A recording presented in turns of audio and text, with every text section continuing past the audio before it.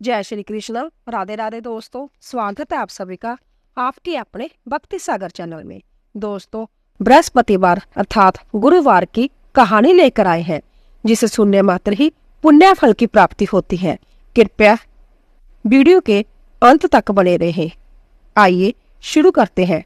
बोलिए बृहस्पति देव की जय।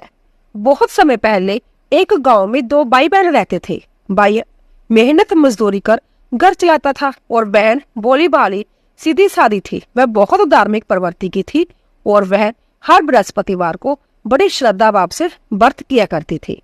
बहन का विश्वास था कि बृहस्पतिवार का व्रत करने से घर में सुख शांति और समृद्धि आती है और भगवान बृहस्पति संभे अपने भक्तों का कल्याण करते हैं।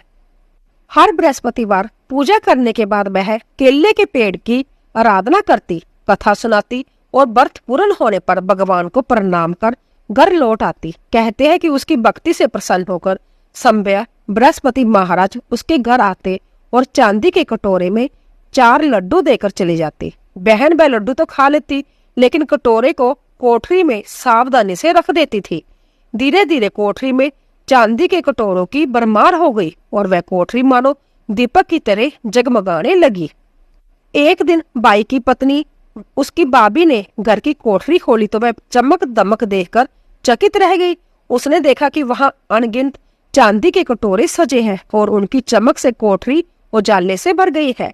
भाभी के मन में ईर्ष्या और शक पैदा हो गया। वह तुरंत पड़ोसन के पास गई और बोली, अरे बहन, मेरी ननंद कहाँ से इतने चांदी के कटोरे लाती है? कोठरी तो जैसे खजाने का भंडार बन गई है।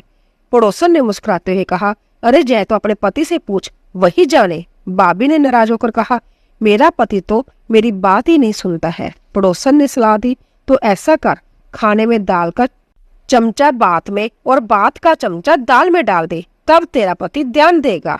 दूसरे दिन भाभी ने वैसा ही किया। जब भाई खाने बैठा तो उसने देखा कि दाल और बात दोनों गड़बड़ है। वह गुस्से से बोला, अरे तेरा दिमाग खराब हो गया क्या? दिमाग मेरा नहीं, तुम्हारी बहन का खराब हुआ है। पता नहीं कहां से चांदी के कटोरे लाकर कोठरी भर दी है। पूरे घर में बस उसी का सामान चमक रहा है। मैं कहती हूँ इसे घर से निकाल दो। भाई को शक हुआ और वह बहन के पास जाकर बोला, चल बहन, तुझे मामा के घर छोड़ आऊं।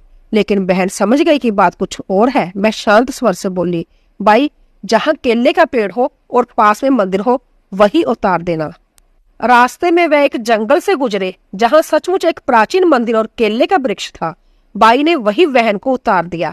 उस दिन बृहस्पतिवार था, इसलिए बहन ने वहां केले के पेड़ की पूजा की, कथा कही और मानी मन भगवान बृहस्पति को याद किया। पूजा के बाद जैसे हर बार होता है, बृहस्पति महाराज प्रकट हुए। उनके हाथ में फिर चांदी का कटोरा और 4 लड्डू थे, लेकिन इस बार बाई पास ही झाड़ियों में छिपा जैसा देख रहा था। जैसे ही बृहस्पति महाराज जाने लगे, बाई दौड़कर उनके चरणों में गिर पड़ा और बोला, हे देव, मुझे भी आशीर्वाद दे।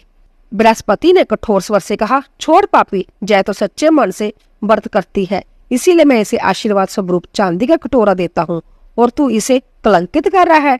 बाई को अपनी गलती का एहसास हो गया। वह बहन से माफी मांगते हुए बोला, बहन, मैं तुझे घर वापस ले चलता हूँ। घर लौटने पर भाभी दरवाजे पर ही खड़ी थी। उसने ताना मारते हुए कहा, अरे इसे फिर ले आया। बाई ने सख्ती से कहा, अब इसे कुछ मत कहना, यह बृहस्पतिवार का व्रत करती है और संभ्य बृहस्पति महाराज इसे चांदी का कटोरा देकर जाते हैं। भाभी के मन में लालच जागा। उसने सोचा, मैं भी देखूं कि यह कैसे करती है पूजा और कैसे भगवान आकर कटोरा देते हैं। उसने पूरे पड़ोस में खबर फैला दी, कल सब अपने अपने बच्चे लेकर आना, मेरी ननंद बृहस्पति का व्रत करती है, सबको 4-4 लड्डू और चांदी का कटोरा मिलेगा। जब बहन को बात पता चली तो उसका मन घबराने लगा। वह सोचने लगी, हे प्रभु, आज इतने लोग आएंगे, अगर किसी को कुछ ना मिला तो मेरी लाज चली जाएगी। उसने एक पैर पर खड़े होकर प्रार्थना की, हे बृहस्पति महाराज, आज मेरी लाज रखना, आज मेरी लाज रखना, आज मेरी लाज रखना। 3 बार ऐसा कहने पर जैसे आकाश से तेज प्रकाश उतरा हो, बृहस्पति महाराज प्रकट हुए। उन्होंने न केवल बहन को बल्कि आए हुए हर व्यक्ति को 4-4 लड्डू और चांदी का कटोरा दिया। लोग खुशी खुशी अपने घर लौटे और भाभी को भी अपनी गलती और लालच का एहसास हो गया। इसके फलस्वरूप कहते हैं कि इसके बाद भाभी ने भी श्राद्ध और बृहस्पतिवार का व्रत करना शुरू कर दिया और घर में हमेशा सुख शांति और समृद्धि बनी रही। हे बृहस्पति महाराज, जैसे आपने उस लड़की की लाज रखी, वैसे ही हम सबकी लाज और सम्मान की रक्षा करना। बोलिए बृहस्पति देव की जय। तो दोस्तों, आशा करती हूँ कि आपको हमारी कहानी अवश्य पसंद आई होगी। प्लीज जाने से पहले चैनल को सब्सक्राइब कीजिए, लाइक कीजिए और ज्यादा से ज्यादा शेयर कीजिए।